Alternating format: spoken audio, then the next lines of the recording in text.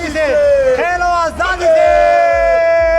Love you Pakistan. बनेगा पाकिस्तान पाकिस्तान जिंदाबाद। पाकिस्तान के दुश्मनों ऐसे की कैसे love you Pakistan love you.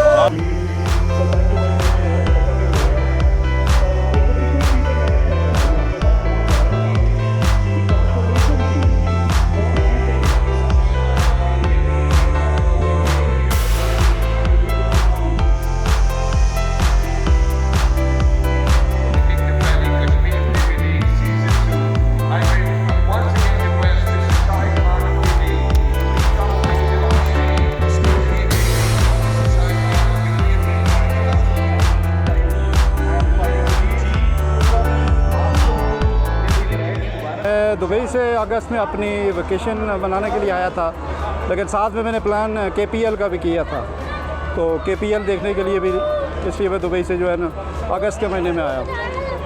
और लास्ट ईयर KPL का सीज़न फर्स्ट बहुत अच्छा हुआ था, इंशाल्लाह इस दफ़ा उससे ज़्यादा अच्छा होगा। और ये आज़ाद कश्मीर के सब नौजवानों के लिए और सब प्लेयर के लिए बहुत बड़ी अपॉर्चुनिटी है।